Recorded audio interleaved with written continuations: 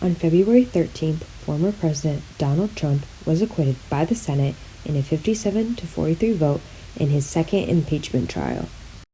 On the fifth day of trial, a decision was finally made after the House impeached Trump in January on a charge of incitement of insurrection for his role in the Capitol attack on January 6th. While there were 7 Republican senators who voted to convict, the Democrats fell short of 67 votes needed to secure Trump from never being able to run for public office again. Generation Z are at the age where they are voting and creating their own political voice. I spoke with 2 students to hear their thoughts on the impeachment trials.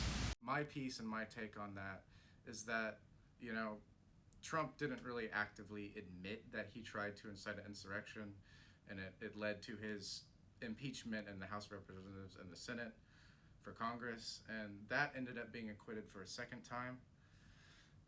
My take on it is I think the Senate and the left was really itching to get another second impeachment trial in for Donald Trump because they really didn't like him, and his actions at the Capitol, yes, were wrong. I think his attitude towards not sort of stepping down as president and not kind of leaning off of the presidential seat and coming down responsibly like every past president has done, he didn't do that. And yeah, he put some tweets out there and some social media recommendations to gather at the Capitol. However, there's no real proof, which is why the case got acquitted for a second time, of him actually inciting insurrection at the Capitol. So my thought on the impeachment is, yes, it was due justice.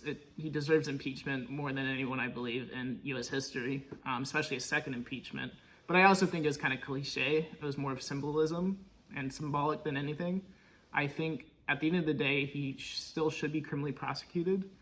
I think that this impeachment only was just to make sure that he wasn't able to run in 2024, which is a safety factor for most people.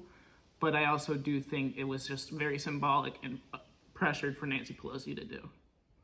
This is Sara McManus reporting for iPulse News.